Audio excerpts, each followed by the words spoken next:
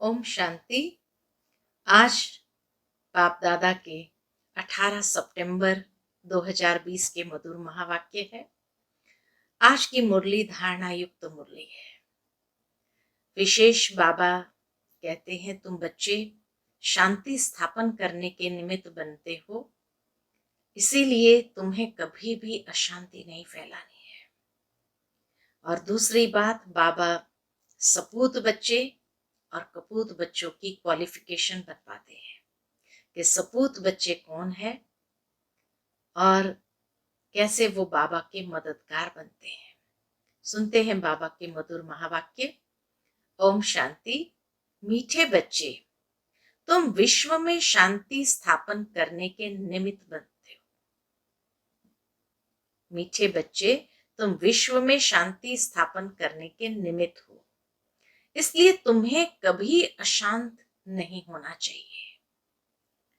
प्रश्न है, बाप किन बच्चों को फरमान वरदार बच्चे कहते हैं? बाप किन बच्चों को फरमान वरदार बच्चे कहते हैं?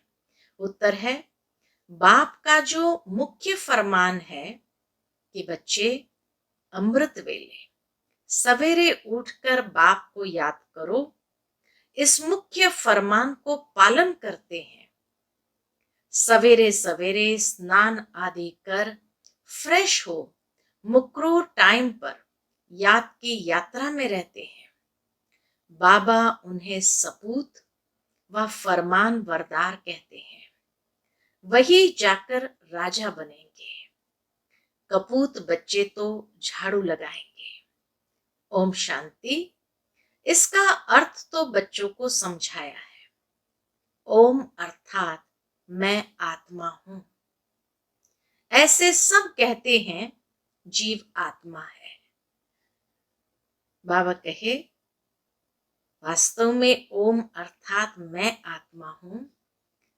दुनिया में ऐसे सब कहते हैं कि जीव आत्मा है जरूर, और सब आत्माओं का एक बाप है। शरीरों के बाप अलग अलग होते हैं, यह भी बच्चों की बुद्धि में है। हद के बाप से हद का और बेहद के बाप से बेहद का वर्षा मिलता है। अब इस समय मनुष्य चाहते हैं विश्व में शांति हो। अगर चित्रों पर समझाया जाए तो शांति के लिए कलयुग अंत सतयुग आदि के संगम पर ले आना चाहिए। यह है सतयुग, नई दुनिया। उनमें एक धर्म होता है तो पवित्रता सुख शांति है। बाबा कहे, अगर किसी को भी समझाना है कि भाई विश्व में शांति चाहते हैं तो शांति कब होगी, तो उनको चित्र पर ले आकर के समझाओ कि ये कलयुग है, ये सतयुग है। और सतयुग में एक धर्म होता है, तो जहां एक धर्म है वहां पवित्रता शांति सुख है। उनको कहा ही जाता है हेवन। यह तो सब मानेंगे। नई दुनिया में सुख है, दुख हो नहीं सकता। किसको भी समझाना बहुत सहज है। शांति और अशांति की बात यहाँ विश्व पर ही होती है। वह तो है ही निर्वाण धाम, जहां शांति अशांति का प्रश्न ही नहीं उठ सकता। बच्चे जब भाषण करते हैं तो पहले पहले विश्व में शांति की बात ही उठानी चाहिए, क्योंकि आज दुनिया के अंदर हर कोई शांति चाहते हैं। तो इसीलिए जो उनको चाहिए वही बात उठानी चाहिए। मनुष्य शांति के लिए बहुत प्रयास करते हैं, उनको प्राइज भी मिलती है। नोबेल प्राइज जो है शांति की, वो इसीलिए दिया गया कि नोबेल नाम के व्यक्ति ने सबसे पहले विनाश के शस्त्र बनाए। तो एक बार वह कहीं जा रहा था तो उसने न्यूज़पेपर पढ़ा, तो उस पर लिखा था कि भाई नोबेल ने विश्व के अंदर मौत का सौदागर उसको टाइटल दिया कि भाई नोबेल कौन है, तो नोबेल है मौत का सौदागर। तो जैसे ही उसने ये पढ़ा तो उसको लगा नहीं, मौत के सौदागर के नाम से मैं जाना नहीं जाना चाहिए। और इसीलिए उसने कहा जो भी विश्व के अंदर शांति का अच्छे से अच्छा कोई ना कोई राय देंगे या प्रैक्टिकल प्लान देंगे तो उनको नोबेल प्राइज मिलेगा, नोबेल पीस प्राइज मिलेगा। तो तब से लेकर के नोबेल पीस प्राइज के रूप में प्रख्यात हुआ। तो नोबेल पीस प्राइज मिलता है लोगों को, मौत के सौदागर ये नाम कैंसल हो गया। तो इसीलिए बाबा कहे मनुष्य शांति के लिए बहुत प्रयास करते हैं और उनको प्राइज भी मिलती रहती है। वास्तव में इसमें दौड़ा दौड़ी करने की बात ही नहीं। बाप कहते सिर्फ अपने स्वधर्म में टिको तो विकर्म विनाश हो जाए। सिंपल तरीका बाबा ने बताया शांति का, स्वधर्म में टिको तो विकर्म विनाश होंगे और अंदर में शांति होगी। बाकी दौड़ा दौड़ी करने की बात नहीं। स्वधर्म में टिकेंगे तो शांति हो जाएगी। तुम हो ही एवर शांत बाप के बच्चे, ये वर्षा उनसे मिलता है, उनको कोई मोक्ष नहीं कहेंगे। शांति के वर्षे को कोई मोक्ष नहीं कहेंगे। मोक्ष तो भगवान को भी नहीं मिल सकता, उसको भी आना पड़ता है इस संसार में। तो फिर बाकी सब आत्माओं का तो क्या हाल है। भगवान को भी पार्ट में जरूर आना है। कहते हैं कल्प कल्प कल्प के संगम युग में आता हूं। तो भगवान को भी मोक्ष नहीं तो बच्चे फिर मोक्ष को कैसे पा सकते हैं। यह बातें सारा दिन विचार सागर मंथन करने की है। और वैसे भी अगर देखा जाए तो आज मोक्ष क्यों चाहता है मनुष्य। सचमुच क्या मोक्ष चाहता है। आज किसी व्यक्ति बहुत थका हुआ हो और वो कहे मुझे बस सो जाना है, कोई मुझे उठाना नहीं, मैं बहुत थका हुआ हूं, बस मुझे सोने देना। लेकिन 8-10 घंटे सोने के बाद जब फ्रेश होकर के वो उठता है और उस समय भी अगर कोई कहे कि नहीं सोए रहो तो क्या कहेगा। वो तो जब थका हुआ था तब कहा था, अब फ्रेश हो गया हूं अब क्यों सोऊंगा। तो आत्मा का निज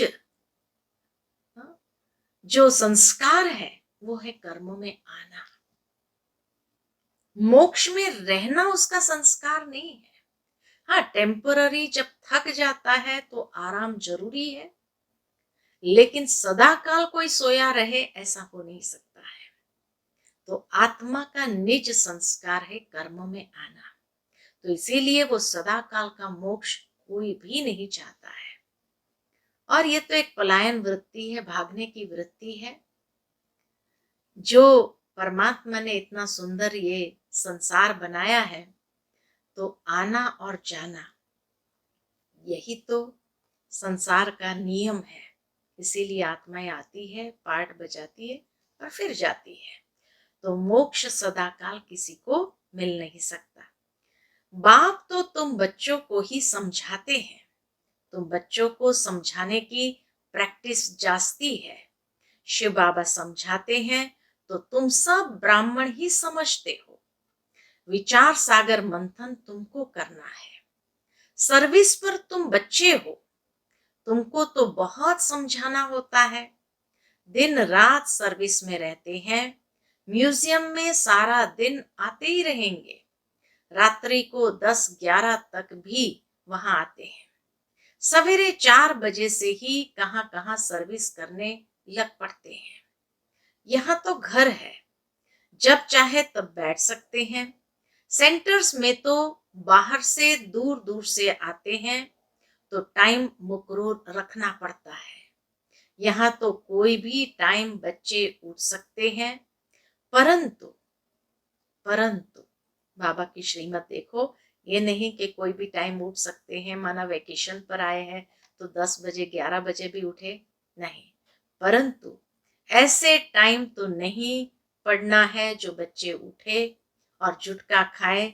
इसीलिए सवेरे का टाइम रखा जाता है।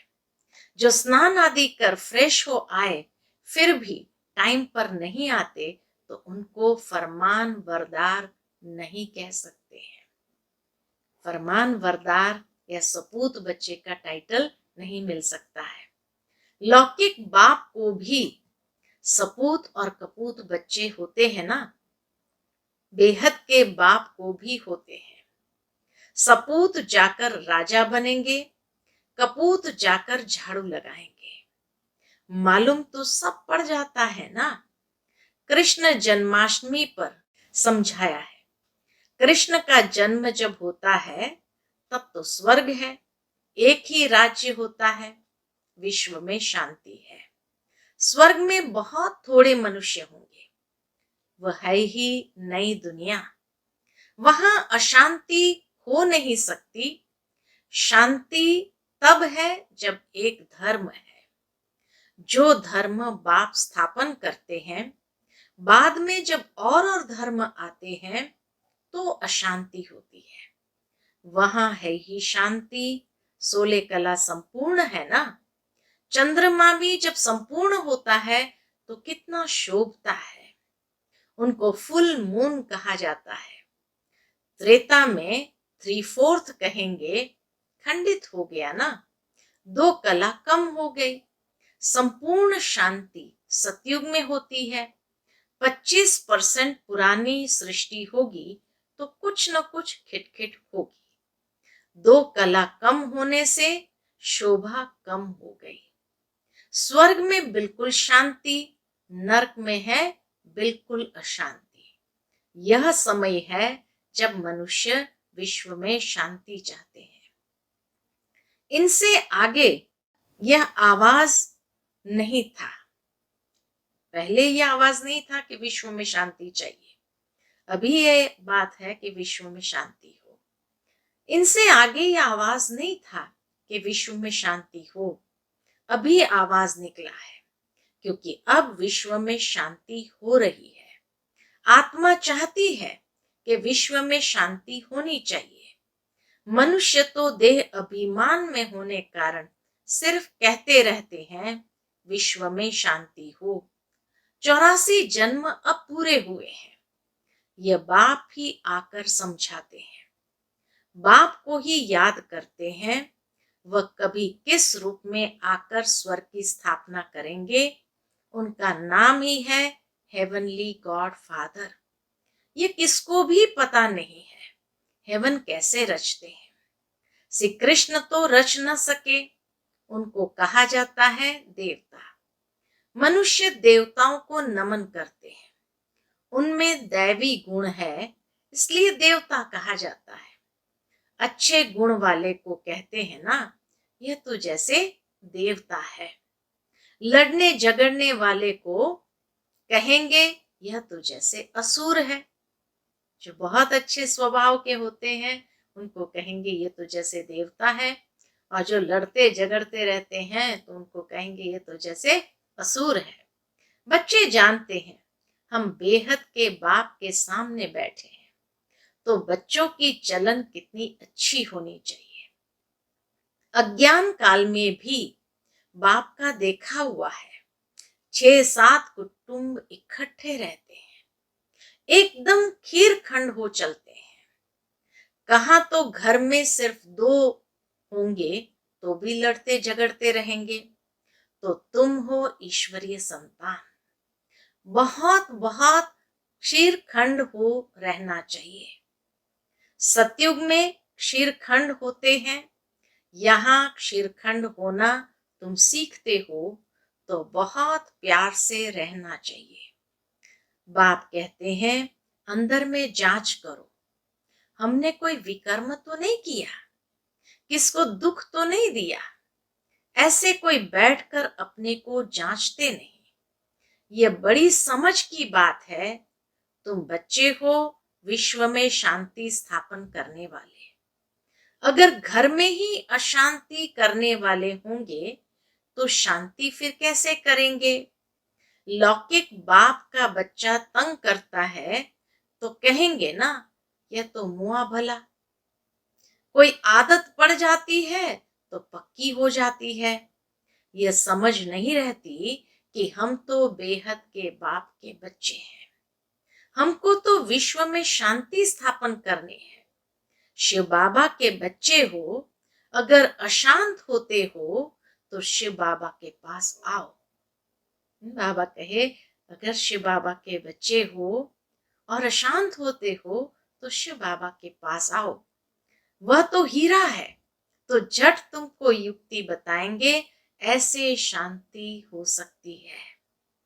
शांति का प्रबंध देंगे, ऐसे बहुत है। चलन दैवी घराने जैसी नहीं है। तुम सब तैयार होते हो गुलगुल दुनिया में जाने, यह है ही गंदी दुनिया वैशाली। इनसे तो नफरत आती है। विश्व में शांति होगी तो नई दुनिया में, विश्व में शांति होगी तो कहाँ होंगी? नई दुनिया में। संगम पर हो नहीं सकती, यहाँ शांत बनने का पुरुषार्थ करते हैं। संगम युग पर हम पुरुषार्थी है। पूरा पुरुषार्थ नहीं करते तो फिर सजा खानी पड़ेगी। मेरे साथ तो धर्मराज है ना। जब हिसाब किताब चुकतू होने का समय आएगा तो खूब मार खाएंगे। कर्म का भोग जरूर है, बीमार होते हैं वह भी कर्म भोग है ना। बाप के ऊपर तो कोई नहीं है, बाबा के ऊपर कोई नहीं है। समझाते हैं, बच्चे गुलगुल बनो तो ऊंच पद पाएंगे। तो शिव बाबा बाप है। बाप के ऊपर कौन है? सिर्फ धर्मराज है, बाकी और कोई नहीं है।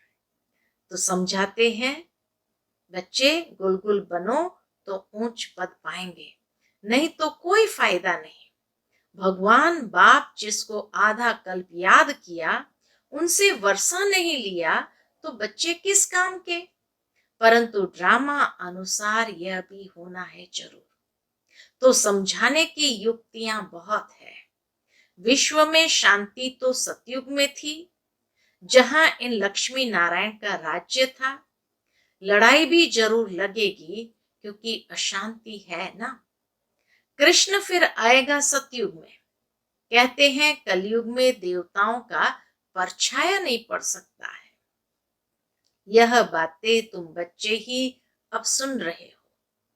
तुम जानते हो शिव बाबा हमको पढ़ाते हैं, धारणा करनी है, सारी आयु ही लग जाती है। एक एक बात को धारण करने में सारी आयु ही लग जाती है। कहते हैं ना, सारी आयु समझाया है फिर भी समझते नहीं है। बेहद का बाप कहते हैं, पहले पहले मुख्य चीज तो समझाओ। ज्ञान अलग और भक्ति अलग चीज है। आधा कल्प है दिन, आधा कल्प है रात। शास्त्र में कल्प की आयु उल्टी लिख दी है, तो आधा आधा भी हो नहीं सकते। तुम्हारे में कोई शास्त्र आदि पढ़े हुए नहीं है तो अच्छे हैं। पढ़े हुए होंगे तो संशय उठाएंगे, प्रश्न पूछते रहेंगे। वास्तव में जब वानप्रस्थ अवस्था होती है तब भगवान को याद करते हैं, कोई न कोई की मत से। बाबा कहे, वानप्रस्थ अवस्था होती तो भगवान को याद करते हैं, कोई न कोई की मत से। फिर जैसे गुरु सिखाएंगे, भक्ति भी सिखलाते हैं। ऐसे कोई नहीं जो भक्ति ना सिखलाए। उनमें भक्ति की ताकत है, तब तो इतने फॉलोअर्स बनते हैं। फॉलोअर्स को भक्त पुजारी कहेंगे। यहाँ सब है पुजारी, वहां पुजारी कोई होता नहीं। बाबा कहे, वहां पुजारी कोई होता नहीं। भगवान कभी पुजारी नहीं बनता। अनेक पॉइंट्स समझाई जाती है। बाबा आकर हम बच्चों को अनेक पॉइंट समझाते हैं।